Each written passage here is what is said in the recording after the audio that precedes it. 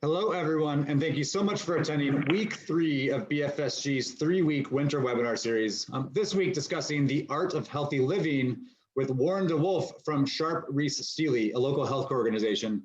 You might have noticed that the brochure said Lauren Elliott, and a huge congratulations to Lauren. She was recently married in December, and that was a typo on my part on the brochure. So again, congratulations, Lauren. A few housekeeping items before we kick off today. For any of you that are new to BFSG webinars, at the bottom of your screen, there's a Q&A box, which is distinct from the chat box. Throughout today's presentation, as questions come to mind, please type them into the Q&A box, and we will address all questions at the end of our approximately 30 to 40-minute presentation. Due to being to compliance purposes on a live and recorded webinar, we will not be unmuting lines. So if you raise your hand, I will send a chat just requesting that you type your question into the Q&A box so that we can ask all questions in the order they are received. At the end of today's presentation, everybody will get an email, one from BFSG and one automated from Zoom with survey responses or with a survey link. Please do take 1 to 2 minutes to fill out our survey. All of the content that we've produced and presented and pulled Lauren in from outside of BFSG to present are a result of some of those survey responses so that we can bring content that you are requesting from us.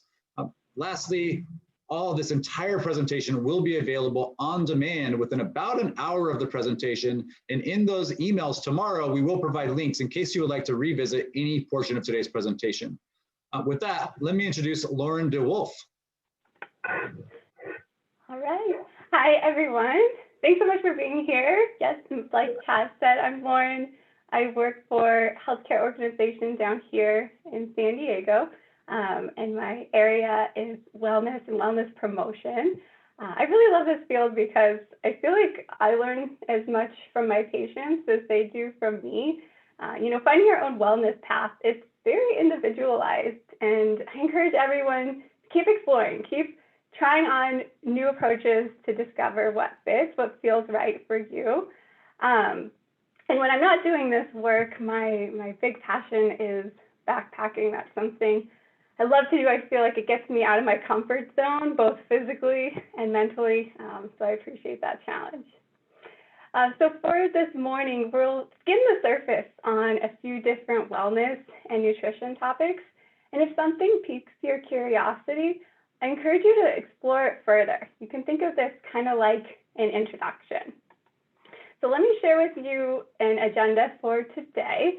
We're going to start off with a look at stress and how it ties into well-being, what that relationship is like. We'll look at the power of produce.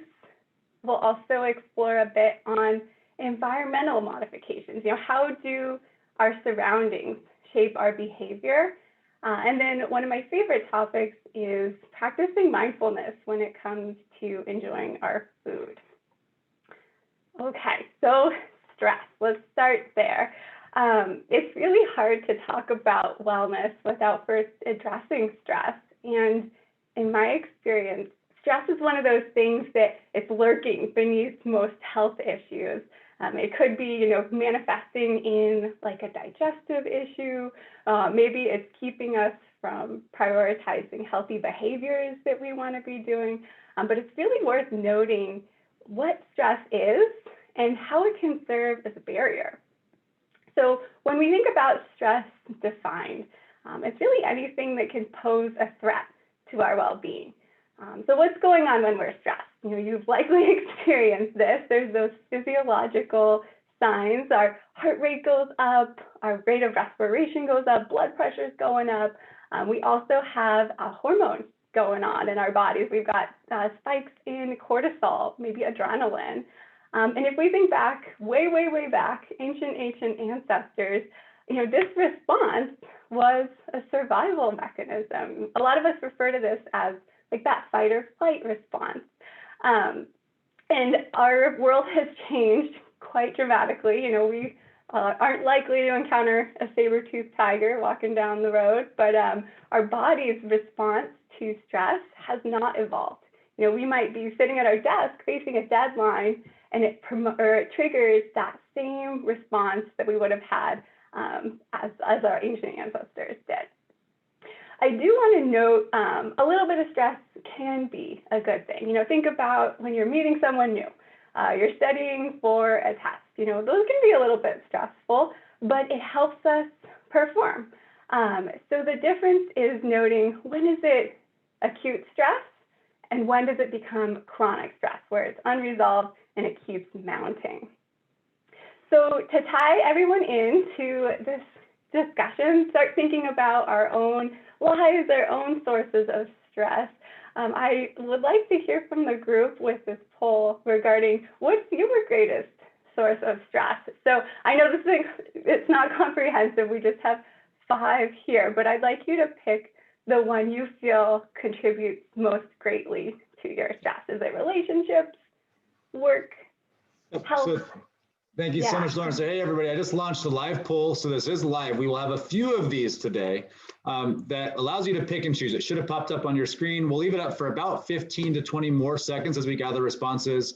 Again, we recognize that you might choose all of these are stresses in your life, but again, we are asking your biggest contributor. So only selecting one here is the biggest contributor or source of stress in your life.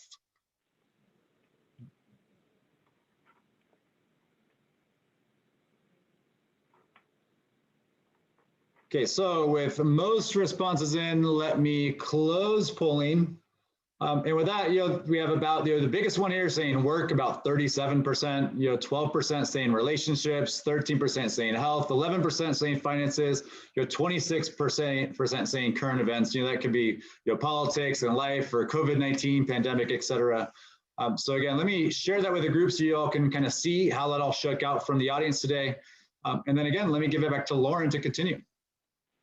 Yeah, so interesting to note, I can relate, work stress is real. I think BFSG is probably happy to see that financial stress came in last, so that's a good indicator they're doing a good job with you guys. Fantastic.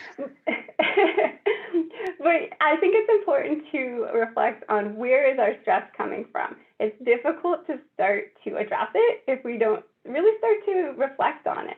So let's tie this into wellness a little bit. So we've started to think about, okay, where's stress coming from? But, when we think about overall wellness, especially how it can impact our weight, there's some definite ties there. If you've ever felt like you're eating the way you always do, but when you're under stress, you feel like it's easier to put on weight. Well, there's some validity to that. Our elevated cortisol levels that happen when we're stressed can interfere with our metabolic rate. Oftentimes, if we're under prolonged periods of stress, our blood sugars go up. So we're in this hyperglycemic state. And when we're in that for a long period of time, creates this feeling of fatigue. Kind of creates like a domino effect where, one outcome can lead into another. And cravings, when we're fatigued, when we're exasperated, our body is usually seeking kind of like a quick fuel source. If you've ever had a day where you just didn't get enough sleep, you might have noticed the cravings for something that's quickly digestible, whether it's like something starchy, something sweet.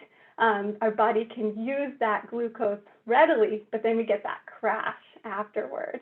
And emotional eating, I think we've all been there. We want our comfort foods when we're feeling stressed. And typically we're not, reaching for an apple when we're stressed. It's usually going to be more like a pint of ice cream or something of that nature. White cheddar popcorn, white cheddar popcorn. Best thing ever. Hard to deny the call of the white cheddar popcorn, yes. So we'll explore emotional eating in a little bit here. And I'm not saying all this to stress you out, but really just to start noticing a little bit more of ourselves so that we can start to be proactive about this. And, excuse me. So, something that few of us actually, few of us take the time to do is actually checking in with ourselves and identifying, how do you even know you're stressed? And I think a lot of us know when we've hit the limit, we're at our ceiling for how much stress we can endure. But oftentimes there's a build, and we can start to take note of how is stress manifesting for you. And being that we're also different, we're all individual, it can present in a lot of different ways. So if you're looking at the screen here, you can see there's physical symptoms. You might feel some tension in your body. Maybe you get a headache. There's emotional symptoms, that irritability might kick in, a little bit of anger, or even things like cognitive symptoms. Are you having trouble remembering things? Your thoughts are all over the place. And what I would encourage you to do is just starting taking inventory as you go through your day and starting to note, what is it like when I'm like at my limit, but then trying to back it up a little bit and see, what was I at when maybe my stress level was more like a 5 out of 10 or a 3 out of 10. I know for me, I tend to clench my jaw or I'll hold my breath. And if I catch myself doing those things, then that's a cue, okay, you know what? I need to take a moment for myself, reorient, and then kind of course correct. So the more we can just start to look for these patterns in our behavior, the quicker we can catch it before it becomes more difficult to manage. So what do we do about it? Well, this is not titled stress elimination techniques. I wish I knew the secret to eliminating stress, but it seems like a reality that we all face that's enduring for many of us. But there are things we can do to manage that stress, to kind of keep it in check. And I've listed a few different categories that they might apply depending on the situation, depending on your individual needs.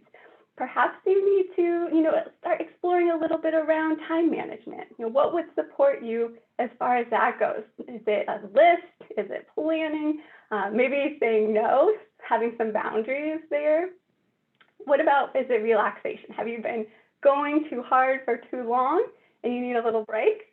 Well, what's going to create that sense of relaxation for you? Maybe it's time with your furry friends, your pets, taking a bath, getting into the present moment. There's been a lot more buzz about meditation, breathing, this ancient practice that's existed for eons that individuals are now coming to appreciate because of its powerful way to divert our attention into the moment when we're either agonizing over what happened in the past or anticipating what might happen in the future. Just by connecting to something in the moment, like our breath, can be really anchoring and really grounding. Something I like to do that's very discreet, it's free, is just to practice a simple breathing exercise. You can do this if you're in a meeting, you can do this pretty much anywhere, no one has to know. But there's one breathing technique called box breathing. And it consists of, I'll walk you through it if you want to try it at home, but we're going to match our inhalation, holding our breath, our exhalation, and then another hold. And we can do it to any count. I like to start with 3 or 4. So you would inhale, so breathe in, 2, 3, 4, hold, 2, 3, 4, exhale, 2, 3, 4, hold, 2, 3, 4. So you can, as you're in your mind counting, it's an anchor, helps connect to the moment so that our minds, when they get into that chaos mode, we can rein it back in. But that is something you can further explore if it appeals to you. Sometimes, we're lacking for joy or laughter. So how can we cultivate more of that?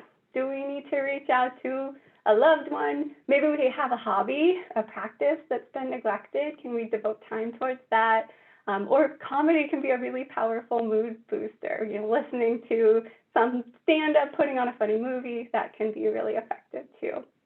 And then sleep. If you feel like sleep has taken a back burner, that's one of those ripple effect behaviors. We can allocate more energy to making an effort to get to bed a little bit earlier and see what effect that has on the big picture. Okay, so we're going to switch gears a little bit here and start to talk about our fruit and vegetable intake, another vital component of our wellness. And so to bring you back in with a poll again, we're going to look at the CDC Guidelines, which recommend having at least 3.5 to 5 cups of fruit or veggies in a day. So that's the recommendation. Of that recommendation, what percentage do you think of our country is meeting that guideline?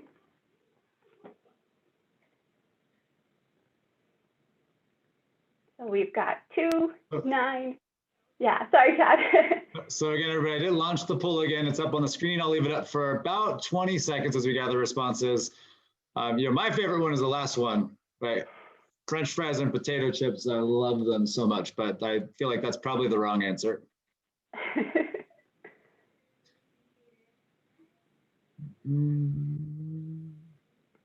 So with most responses in, let me end the polling and I will share the results with the group. We got about 41% guessing 9%, 35% guessing 15, 14% guessing 2, and 8% guessing 24. And again, only a couple of people out there saying 100% with French fries and potato chips. Let me stop. Yes, this is give it back to Lauren. Yeah, so you guys got it. So 9%. Of our nation is meeting those guidelines. So if that's you, if you're getting at least 3.5 cups or more of veggies or fruit per day, you're in the minority, and that's something to be really proud of. So nice work. I'm happy to report it isn't 2%, and I actually don't have the data on what it would be if we included French fries and potato chips, but I think it'd be interesting to find that out. So as far as our fruits and veggies go, well, why all the fuss? I mean, this isn't new information. I think we all have an intuitive understanding that fruits and vegetables are supportive for us. But what I would like to do is build a case for that. Why are they such a supportive tool in our overall wellness? Well, one of the biggest perks of eating more fruit and vegetables is fiber. I know fiber is not glamorous, it's not sexy, but I like to say fiber is our friend. It does so much for our bodies. Not only is it keeping us feeling full and satisfied because our body has to work a little more to digest it, to break it down, but it does wonders for helping support optimal cholesterol levels. It can reduce cholesterol. It also keeps things moving, which is a big bonus. Getting lots of fruits and vegetables, they come packaged with a whole bunch of benefits, and the mineral content can support lowering our blood pressure. We get tons of vitamins, and then other compounds called phytonutrients. So phytonutrients are special compounds we only get in plant food. So eating more plants is going to ensure we get these. You might have heard of some of the more buzzed about ones like lycopene. We get that in tomato, or beta carotene in or carotenoids in orange fruits and vegetables. But things like there's sulforaphane, there's thousands of these compounds, and they've been shown to be really powerful anti-cancer fighters. And we do see those who eat the recommended amount of fruits and vegetables, they end up having lower rates of stroke and heart disease. So the data supports this as well. And then if you're managing your weight, they're a wonderful tool because they're high in volume and they're low in calories. Well, what do I mean by that? So I have a slide to illustrate this idea. So let's look at this first left-hand example. So we've got our Warehouse Club blueberry muffin. Not going to name names where this came from, but that one muffin is about 600 calories. So if we were to take that calorie equivalent, and sometimes we think about our calorie intake for the day as like our calorie budget. So instead of spending it on a muffin, we're going to spend it on apples. Well, we can have 6 apples for that same calorie budget, quite a bit more volume there. And then what if we wanted to spend it on broccoli? We'd have 20 cups of broccoli, quite a significant difference there. So also thinking about, how are you going to feel when you eat these different foods? I won't deny, I'm sure that muffin's delicious, but where's your energy going to be at after, 20, 30 minutes after having that muffin versus if you had apple or broccoli instead? The other benefit to prioritizing more fruit and more vegetables is it can effectively displace more calorie-dense foods that maybe aren't as nourishing. So if you ever feel like, I don't eat a lot, why am I gaining weight or why am I not losing weight? The frustrating reality of being an American is a lot of foods in our country are high in calories, but low in volume. So we don't have to eat a lot to get a lot of calories. But the good news is when we start to use more of the vegetables, more of the fruit, we can eat a lot. So we don't have to eat less per se to weigh less. It's just changing up the food choices that we're putting on our plate. And to kind of illustrate this idea, this is a concept called the plate method. And it kind of flips the script on how we traditionally put together a meal. So usually we start with our protein, right? Protein's the superstar of the plate, and we kind of build around that protein. But we usually end up with a really big protein serving that it might be more than we need. And then veggies kind of end up as more of like a garnish or an afterthought. So I challenge you to start with your vegetables, especially these non-starchy vegetables. And most vegetables are going to fall in the non-starchy category, but they're going to fill up your plate. So you get a nice, beautiful plate of food. They'll help keep the other components in balance. And then I think the biggest benefit is the visual appeal. You know, when we're using an array of fruit and vegetables, we're getting so many pops of color, and it can be a really engaging, vibrant dish. Okay. So I know we're just kind of skimming the surface of a few different topics, but I wanted to hit on a few different ideas just as an introduction, so you can figure out what speaks to you and explore that a little bit further. So this other idea is starting to look around us, look at our environment. So by environment, I mean anywhere you spend time. This could be at home, this could be at your office, if you do a lot of driving, this could be your car. And this quote here encapsulates this idea really nicely. So it says, when a flower doesn't bloom, you fix the environment in which it grows, not the flower. So we are that flower. If we're not blooming to our full potential, we don't need to put the blame on ourselves. So maybe looking at what's creating our environment, what's making it easier to say yes to the choices we want to, and maybe making it a little harder to say no to those choices that we know aren't supportive. So this idea, it helps to promote a healthy setting, sets us up for success, helps making it easier to make those behaviors that we want to make. We've all been in those moments of temptation, so making it using skills in addition to our willpower. I know some of us feel like we need to have all the willpower in the world to resist something, but not relying only on willpower, building up some skills to supplement that willpower to make it easier on ourselves. Helps with that negotiation that can go on in our minds, and then really reinforcing those behaviors that we want to make. So let's look at what would this be? What would be an example?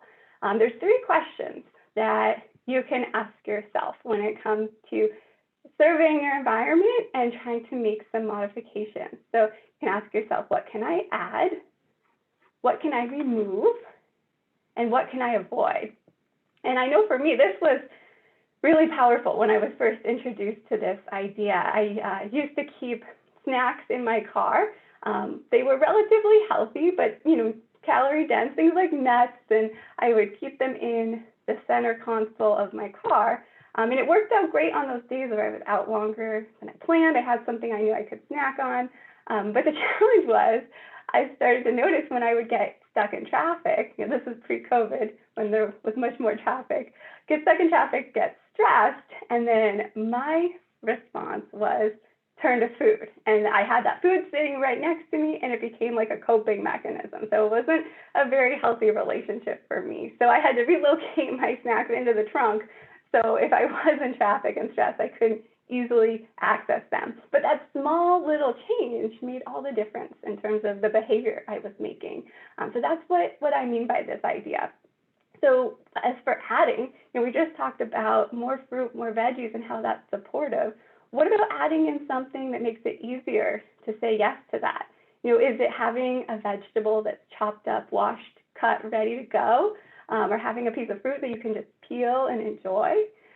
I have a patient who she wanted to start strength training, but she was struggling to A, remember to do it, and B, to find the time. So we came up with a strategy where every morning when she goes to brew her coffee, she set her dumbbells next to her coffee pot, and she would just pick them up, do a few reps while her coffee brewed. And it was a way to start to build in a new behavior. So by adding in those weights, she was able to have a cue, oh yeah, I want to keep working on this, and then utilize that idle time in a constructive way. You could also think about, leaving some tennis shoes at your desk if you want to go for a walk, or maybe some resistance bands if you want to do something active during your meetings or whatever you might be able to fit in. So that's adding. So you can get really creative with this. As for removing, that might be as simple as taking something out of the house. For me, I can't have Sour Patch Kids in the house too often, or it gets a little overly temptation for me.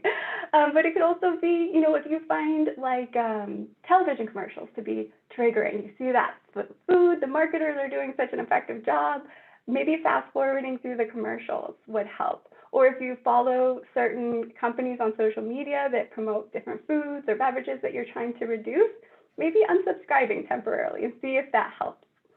And for avoidance, this can mean a lot of different things. I had a patient who his routine was to leave work, stop at his favorite fast food restaurant, and then head home. And a lot of our behaviors get reinforced over time. And so for him, it was very difficult to uncouple this behavior that he had established for himself. So his solution was to take a different route home. So he didn't even have to put himself in the path of temptation. You could even think about that, if there's certain aisles of the grocery store that you really don't need anything, maybe you just don't go down that aisle and see how that feels. So I encourage you, as you're going about your day, thinking about how could I make this easier for myself if it's something you want to do? How could I make it harder if it's something you're trying to limit? Or maybe it's something to temporarily avoid and see how that experience goes. So this last topic that I will introduce this morning is the idea of mindful eating. So when we think about nutrition, oftentimes it's what do I eat? So what? Well, mindful eating is looking beyond that. It's thinking more about how are we eating our food, our meals, and why are we eating? So it's eating with both intention and attention. So intention, meaning the intention of caring for ourselves, being purposeful when we eat, eating because we're hungry and we're fueling our bodies, eating to meet our body's needs, and eating with the goal of feeling better. As far as attention goes, so it's eating with the attention necessary for noticing and enjoying food and how it affects your body. So part of this is devoting our full attention to eating. And it might include eliminating or minimizing distractions. So many of us, and I'm guilty of this too, we're scrolling through our phone, we're looking at the TV or Netflix while we're eating. We're not just with our food, and it can feel kind of funny when we actually take away the distraction and just sit down and eat. If you think about, let's say you wanted to have a piece of cake, and you grab it out of the fridge, and you're eating it over the sink, out of the package. What would that experience feel like compared to if you took that same cake, cut off a slice, put it on a beautiful plate, sat down to a table with a fork, and just enjoyed it, actually looked at it, smelled it, and tasted it? So often we taste that first bite, but then distraction takes over. And we're kind of depriving ourselves of having a fully a satisfying experience where we're truly appreciating that food and getting the maximum amount of enjoyment from it. So this idea of mindful eating is tuning into that ambiance of eating. And also part of it is starting to recognize when are we hungry and when are we full. Sometimes we are eating out of other drives for food. Maybe it's because we're angry, we're lonely, we're bored, we're stressed. Those can all be triggers that maybe we've reinforced this relationship with food where that's what lets us know it's time to have something to eat. So there is a tool we have that can create a little bit of an objective look at our hunger. So this is like a numerical scale that we can use to start to get in tune with our body. A lot of this is just starting to take notes. We don't have to make any changes, but being an observer and starting to recognize patterns can provide us with a lot of insight about ourselves. So to use this scale, we've got the left-hand side, the 1. This is a ravenous. We're beyond hungry. And the 10 is we are painfully full, our pants are unbuttoned, we regret having eaten so much. So with this scale, we can start to assign a number to our hunger. And I think we've all been there where we disregard our body saying, hey, I'm hungry, I need something. We get overly hungry. And then our cognitive skills are out the window. We're just, get me food, whatever's there, whatever's accessible. So catching our hunger before it gets to that point can be a way to feel more in charge of the choices that we're making. And then allowing ourselves to eat until the point of maybe around a 7. We're feeling satisfied. We've adequately nourished ourselves, but we've also respected our body's cue of letting us know when we're full. And you might have heard this, but when we slow down the eating experience, we get the signal more clearly. It can take a little time for our stomach to communicate with our brain that, hey, I'm good, I've had enough. So if we make eating more of a sensory, mindful experience, we'll be better in tune with the ways in which our body is communicating with us. It's sending us messages all the time. It's just up to us to be able to tune in and listen to those messages. So the kind of takeaway ideas from this hunger scale are honoring hunger. Hunger is a biological need. It's our body saying, hey, I need fuel. So allowing ourselves to nourish ourselves when we get that message, and then respecting when we've reached that point of satiation. Also, this isn't about judging ourselves. If we want that dessert, if we want that treat, it would be to savor it. It would derive as much pleasure as we can from that food so that we get the most rich experience. The other piece of this is to start honoring our feelings without using food. So easier said than done, right? But when we start to notice the patterns, then we can start to identify, okay, what's the cause and effect here? And if it is food that we're being driven to eat because of some kind of emotion, starting to think about, well, what else could I explore to address that emotion that maybe isn't food? I had some patients who put together like little baskets of items that support them when they're feeling like they just want to emotionally eat. They sometimes will put in things like a crossword puzzle or an engaging book, something to kind of stimulate them mentally. Maybe they put in some essential oils, maybe like a favorite magazine, just some things to practice self-care if we need a little bit of that or relaxation. So we have something to turn to when we're trying to make a different choice and establish a new response. And then the last piece is to forgive ourselves, because this is part of the process. We're going to stumble, we're going to mess up, but we're going to learn so much in the process, and we aren't going to be able to have those light bulb moments without practicing and trying. So just recognizing that there is a learning curve to understanding ourselves and figuring out what works for each of us. Okay, so that takes us to my last poll question for you all. So yeah, with all the topics we reviewed today, where do you plan to focus your health efforts?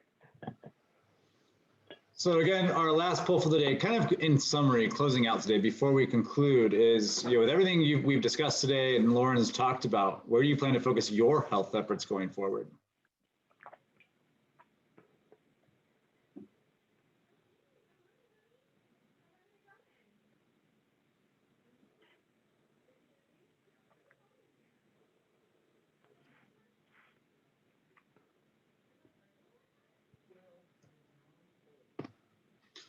And with most responses in, let me close polling now, and I will share the results. It sounds like we have a split, 31% and 31%, both saying stress reduction and boosting mindfulness with meals, 22% saying increasing fruits and veggies, and about 16% saying just creating some supportive environments for themselves. Let me stop sharing results. I'll give it back to Lauren. Yeah, awesome. Well, it's great to see that there's interest in all of these approaches. And if you do feel like this is something you're ready to start exploring, I would recommend taking a pen to paper and writing down, what do you want to do for that first step? And that creates a little bit of self-accountability. Maybe, if you want to start practicing mindfulness with meals, maybe you have a notepad. And before you eat, you assign a number to your hunger. And when you're done eating, you could assign another number just to start exploring these ideas. Or if you're going to increase your fruits and veggies, okay, tell me more. How are you going to do it? Are you going to pick up more at the grocery store? Are you going to look up a recipe? Are you going to find a dip that you enjoy using? So you're starting to take the knowing piece and putting into the doing aspect of it. So thanks for weighing in on what you think you might try. So with that, thank you all for participating, for being here today. And yeah, I'll turn it over to Chad for any questions. Yeah, awesome. Thank you so much for that great presentation, Lauren. And again, before we start the Q&A, we will have a hard stop today at the top of the hour. So we will get through as many questions as we can before we get to the hard stop. Lauren does have other patients to see though, and cannot stay on like we often have been able to do in the past. But with that, for anybody that does need to drop off this call, we do recognize we are past the 30-minute mark. Thank you so much for joining us today. I did paste in the chat box a link to a 1 to 2 minute survey. As I mentioned at the very beginning, please definitely fill that out. Let us know your thoughts and let us know any future topics you might want to hear from us. That's how we come to these ideas of asking Lauren if she could put together a presentation and join us on these presentations. With that, again, the Q&A box should be either at the top or bottom of your screen. Please do type questions in that you might have. I have a number of questions already between the Q&A and chat box to address with Lauren. So Lauren, the first question I'm going to ask is actually coming from the chat box. It came relatively early on in talking about stress. With any of your patients, can you account for what might be hidden stress that's manifested as a result of being cooped up at home due to the COVID-19 pandemic? Yeah, so Chad, the question was, what might be hidden stress? Yeah, correct. Can we account for that hidden stress as a result of being cooped up? Oh, account for it. Yep. Yeah, so I would go back to, let me pull up that slide. And it might not be a quick fix, but maybe looking over these various techniques and seeing if one seems to be impactful for you as an individual, identifying, well, what is that source of stress? If you're being cooped up because of the pandemic, what's the effect that it's taking? Is it that you feel like you're missing joy and laughter? Or are you feeling like maybe it's impacted your ability to relax? Maybe there's anxiety around COVID. So, first identifying what's something that you might be missing as a result of the stress, and then starting to think about what can I do to cultivate more of that. If it is the deflated feelings many of us are having about being at home so much, maybe being intentional about reestablishing relationships or seeking out something that brings us joy, whether it's a podcast that's on a topic we love, reconnecting to friends, seeking out something that's going to help fill that void of what's missing. That would be my thoughts on that. Yeah, I mean, I can even add to that. I've had a number of clients come to me saying, because of COVID, they are even missing traffic. Like they used to have an hour-long drive to work because of traffic, and they are now missing that because that hour-long drive to work was how they prepped for their day. And that hour-long drive home from work in the evening was how they decompressed after a stressful day at work. And that now they wake up and they basically go to their office in their home or to the kitchen table or to their upstairs loft, and they basically wake up and 15 minutes later they're working, and then they stop working and 15 minutes later they're cooking dinner or eating dinner with friends, with their family. And I think one of the things that somebody else I talked to recommended was, well, just try taking a walk. Like when you wake up in the morning, take a shower, can you go for a walk for 30 or 45 minutes and kind of replicate that drive as your time to prepare for your workday in advance? That's a great point. Yeah, it's kind of building in what effectively the commute achieved in a new way.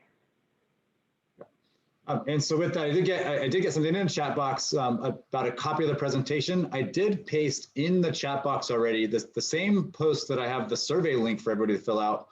There is a link to the PDF of today's slides. You all will get an email from BFSG, the one email from BFSG that will also include a link to those slides as well, such that you can download them if you'd like to review at a later point. Lauren did provide them to us. The next question I have is, what are your thoughts on healthy guts and eating fermented foods? All right. This was one of my favorite topics in grad school. I got to do a little bit of investigating on this. So having a healthy gut, it's kind of a two-part deal. We want to be sure to introduce the bacteria that support optimal, we call it gut flora. So these are bacteria that they're foreign, they're not part of us innately, but they work in synergy with our bodies. They're a supportive way to promote digestion. They work as part of our immune defense, but we want to make sure we're eating foods that contain these live and active bacteria so we can get them in our system. We can find it in fermented foods. We can find it in things like yogurt. If you see yogurt or kefir that lists those live and active cultures, so that's a way to get that bacteria into our system. But then the second piece of that is prebiotics. So a lot of us hear all about probiotics, that's the bacteria itself, but prebiotics is what nourishes and sustains that bacteria so that it can thrive in our digestive tract.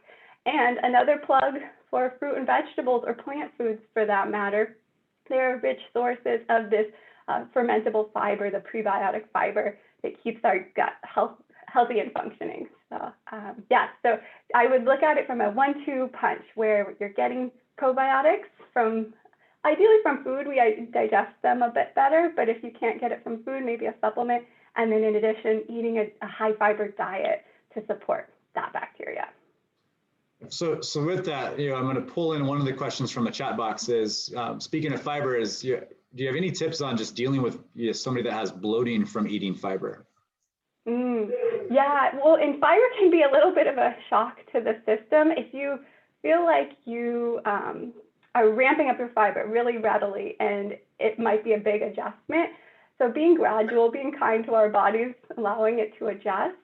If you do find that the bloating is accompanied with pain or discomfort, it might be worth mentioning this to your physician. There's a lot of research looking into certain fiber foods or foods that are high in what's called FODMAPs that for some of us create a little bit of digestive discomfort, and there are ways to troubleshoot this. So if you are experiencing pain or discomfort with that bloating, you could talk to your doctor about something called the low FODMAP diet. But it's very nuanced, so I recommend meeting up with your doctor for that. So the next question we have comes to technologies. Do you have any good app recommendations that can help encourage healthy eating, et cetera? Ooh, gosh, now I regret not being more tech savvy. That's a great question. So as far as mindfulness goes, I know your question was more about healthy eating, but I highly recommend an app called Headspace. They're guided meditations. They have them on a variety of topics. I find them to be a really nice way to reconnect. So if you are interested in breathing meditation, Headspace, highly recommend. If you're interested in just starting to see what your nutrient intake is over the day and have a little bit of like a food log, a lot of my patients use MyFitnessPal. The free version has quite a few features. You can really explore, am I meeting my nutrient needs? You get a nice journal of everything you've had as you log it. So that could be a tool if you're looking to cultivate more awareness of what your choices are. The only other one coming to mind, if you are having sensitivity when you eat and you're trying to promote choices that support you feeling your best, there's an app called My Symptoms, and you can start to explore that. So in the case of the individual who had the bloating, that might be a good app to check out as well. Yeah, but I can give you one too. It's more for stress management and breathing exercises. It's called the Wim Hof method. That I know a lot of people that focus on meditation and breathing, things like the box method that Lauren mentioned is phenomenal. It's Wim Hof method. There's an app. I know it's on Samsung and Apple. I don't know if it's on everybody else's phones. Cool. Next question we got is, are there any supplements, vitamins that you would recommend to reduce stress, cortisol, digestive issues, and metabolism? Ooh, yeah. So, as a dietitian, I work primarily with food, so I'm not the best resource for supplements. We usually recommend like a food first approach. There's something science hasn't yet figured out in terms of how food affects us versus a supplement. We don't seem to get the same results when we get something in a pill form. But there is something, you could check with your doctor to make sure there's no contraindications, but having a little bit of magnesium, and you can get supplemental magnesium. There's some that you can stir in water. It can help create a sense of calm. So some people choose to use that to aid in relaxation. But yeah, I apologize. I focus more on the food side of things, so I wish I had more to offer you there. So next question is around nuts. And are nuts considered fruits and vegetables? So nuts are plant foods, so they're going to be good sources of heart-healthy fat. They're going to have those phytonutrients. They don't fall within the umbrella of fruit and vegetables. They're going to be more like a heart-healthy fat. They're chock full of monounsaturated fat, which is great, but they're not going to be in that same family of food. And then so I think the next one along those same lines is kind of what are your thoughts on just sugar in fruits? Yeah, and I get that. I think, a lot of us are being more mindful of our sugar intake these days, which is wonderful. Sugar is in so many foods. If you start looking at the labels, you'll be probably in shock at everywhere we find it. And so I understand the concern around sugar in fruit. My feeling is we see so many positive effects with all fruit and vegetable consumption because we're not just getting calories like if we were having sugar in its added sugar form. We're getting it packaged with those phytonutrients, with the fiber, with the vitamins, with the minerals. So we get quite a bit of bang for our bite as far as fruit goes. And if you're concerned about the sugar, I would say, look more toward berries. Those are going to contain less sugar. Melon is going to contain less sugar. And then just be more mindful of the sweeter fruits like pineapple, tropical fruit. But for the most part, I say, all produce is a good choice. So the next question we got upvoted actually is, what are your thoughts on intermittent fasting? Sure, yeah, and that's another one's gotten quite a bit of buzz these days. Intermittent fasting is interesting because there's a lot of different interpretations and takes on it. Dr. Jason Fung really popularized it. So if you're looking into maybe more resources, you could check out his book, Dr. Jason Fung. I've had patients find great success with it. I've also found there's reasons why it wouldn't be a supportive choice. So just to kind of give a quick overview, some people look at intermittent fasting as a reduced eating window of time. Maybe they only eat 8 hours of the day, 6 hours, some as little as 4 hours. Some people practice what's called alternate day fasting. They'll abstain from any calorie intake for a full day and then resume their normal diet. Some people will fast for multiple days. So there's a lot of variation with this. If you have any history of disordered eating, restricting our eating in this sense could be potentially problematic. Or if you have any critical instability with like heart or lungs, that would be a contraindication. So as with most things, just loop in your doctor if you're interested in trying it. But I would say a good first step would be maybe starting with like a 12-hour eating window. Your first meal is at 7, your last meal ends at 7. Oftentimes the evening hours, we tend to make less nutritious choices. So if you find that to be the case for you, possibly shrinking your eating window could help with kind of curtailing the evening snacking that might happen. So our next question is, I've heard that eating vegetables when eating cheese can mitigate the negative cholesterol impact on the body. Is that true? That's interesting. I'm not aware of that, but I could see how maybe having extra fiber from the vegetables would help to potentially balance out the cholesterol in the cheese. So I apologize, I don't know the answer, but I think that would be interesting to look into. I think it's never a bad thing to eat more veggies. So if you're eating cheese and you pop some veggies in there, right, there's definitely some type of positive impact there. For sure. So the next question comes from your very own Lindsay, actually. Do you have any tips for parents to help kids eat mindfully? Ooh, yeah, that's a great one. In my experience, the more we can involve our kids in the eating experience, the more engaged they can become. So maybe that looks like letting them pick things out at the grocery store, letting them lend a hand in the kitchen, whether it's just measuring something or stirring something. If you have the space, having a garden, there's a lot of pride in growing something yourself and seeing it come out of the ground and getting to try it as fresh as it gets. So just, continuing to develop that relationship with food, so it doesn't just seem like something that appears on the dinner table every night, but it's something that they have more of an appreciation for, and an understanding for that as well. And then maybe too, trying to, if you're having a family meal, that can kind of slow down the eating experience, possibly having like a question of the night where everybody participates in some kind of conversation as they're eating. That might help with creating more of like an eating experience also. Yeah, great tips. So next one, this gets back to just sleep actually. Do you have any good tips for finding a way to go to sleep earlier and more consistently, that might help with some of these habits?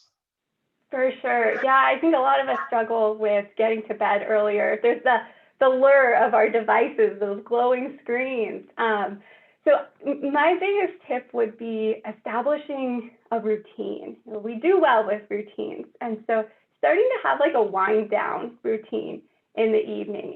Sometimes we expect our brains to go from like fully functional to like sleep mode in just a short amount of time. But in reality, we need that decompression time. We need that transition time. So thinking about what's like a transitional activity you could do. Is it reading? Is it taking a warm shower? Is it journaling? Just something that allows you hopefully to disconnect from the screens. I know a lot of talk has been happening about the blue light that's emitted from screens and devices that can interfere with our sleep quality. So stepping away from the TV or the phone, and maybe having something that becomes like a signal to your body that it's time for rest. Maybe you're smelling an essential oil. Scent is strongly linked to memory, so that could be a way to help reinforce that wind down routine as well. And then the other thing would be just to be gradual, maybe adding on an extra 5-10 minutes of sleep and allowing our bodies to adjust to that new routine. But there's a sleepassociation.org that has a lot of great sleep hygiene tips as well. I can try to find that if you want, Chad. Yeah, I mean, one of the best ones that I've seen out there is to take your cell phone out of the bedroom. Your cell phone should not be your alarm clock. A lot of people tend to be scrolling through social media or work emails last thing right before bed. And that can be a distraction. You end up 20 or 30 minutes longer, not going to sleep. Also, I think every iPhone and Samsung, at least, I'm assuming most cell phones, there is an option to set blue light to automatically turn off at sunset and turn back on at sunrise, or you can set the time such that blue light triggers your body into awake mode, and turning that off so that when you're looking at your cell phone, there is no blue light when you're getting close to bedtime is also another ideal situation. Yeah, that's a good one.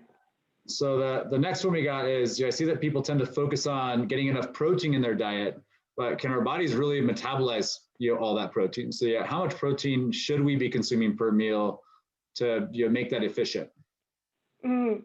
Yeah, and that's another one that it's hard to give a very cut and dry answer on.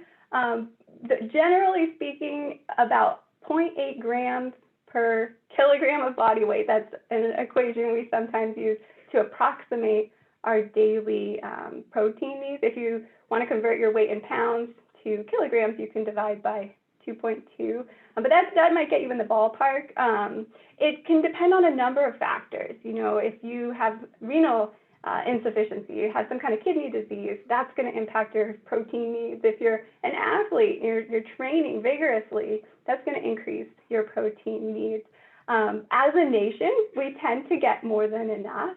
And if we're exceeding our protein needs, in essence, it's just extra calories. So being mindful, kind of going back to that plate method, thinking about really loading up on those vegetables, still having protein, but in a portion that supports overall wellness. And I will say, having a little bit of protein at every meal or every snack can be a great tool for staying satisfied, feeling full, in addition to having something with protein or with fiber. So the question about the broccoli vegetables with cheese, that would be a nice pairing of some kind of protein with some fiber. So that makes kind of a nice rounded out snack. Yep. So our next one is thinking, as far as herbs and herbal is concerned, Are there any foods that are known to relieve stress or at least help with it? Ooh, this is something I've been wanting to look into. There's a lot of buzz about something called adaptogens, and these are herbs, food-derived products that have, at least in the initial research, shown to be potential tools for managing stress. So I haven't looked into this myself, so I don't feel like I'm well-versed enough to comment on it, but that is kind of an emerging field for these adaptogens. I do see some research supporting even just using chamomile, so like chamomile tea. Nothing new, but there is research supporting that can help promote a sense of calm as well. So next question, we only got 3 left, which is good because we're getting close to time. Cooked versus raw veggies, vegetable smoothies, is there a good balance of one over the other?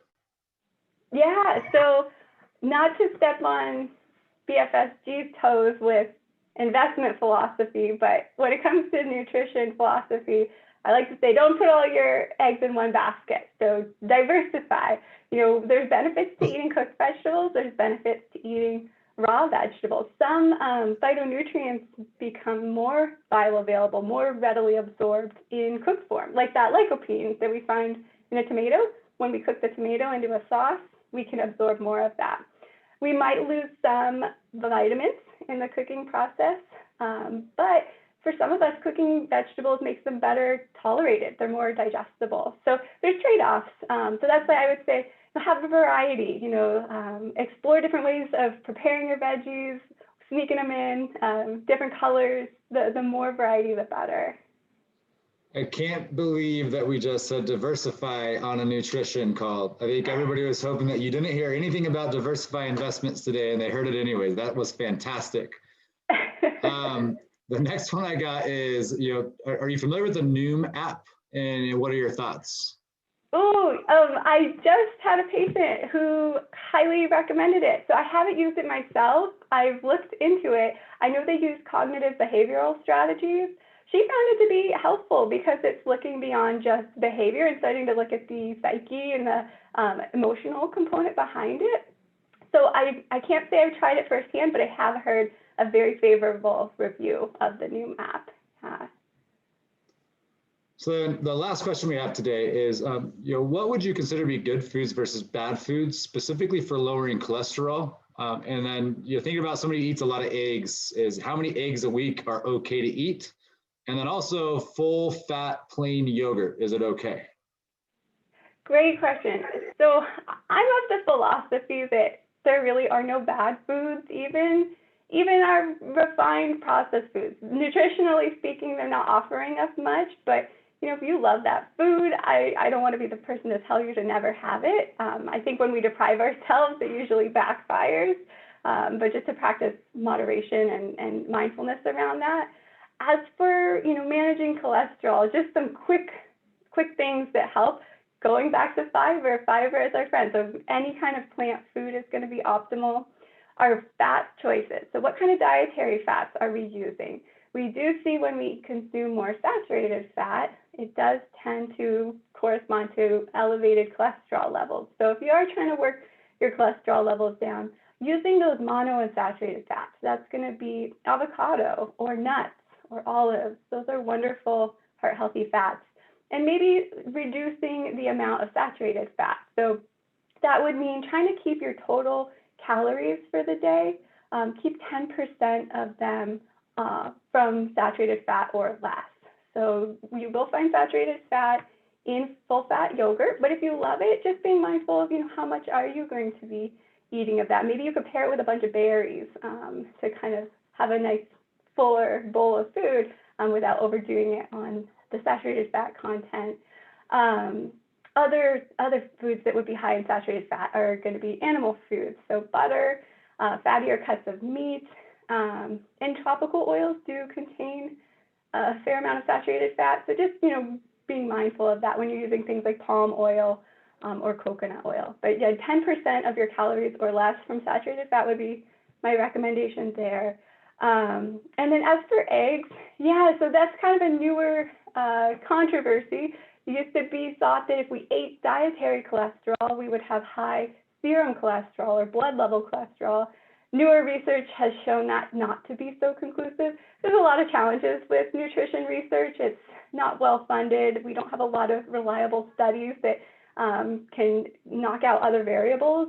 But I wouldn't feel like you needed to give up eggs. As for a hard number, that's hard to say without knowing what other food choices you're making. But I would go back to the diversifying. If you like to have eggs for breakfast, could you alternate? Maybe one day you have eggs for breakfast, another day you have a smoothie with lots of veggies and fruit. You're just kind of having a mix so that you're not putting all your eggs in the egg basket, so to speak.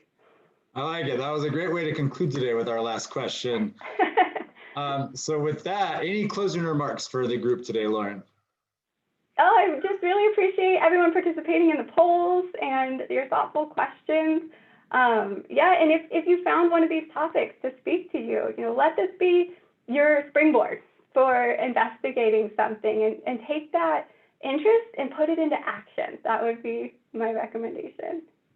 Yep. Thank you so much, Lauren, for joining us today and giving all these insightful comments. For everybody on the line, thank you so much for joining us as well. We hope you found Lauren's comments today useful. Please let us know your feedback in the poll that I mentioned, and I hope you all have a great afternoon. Thank you.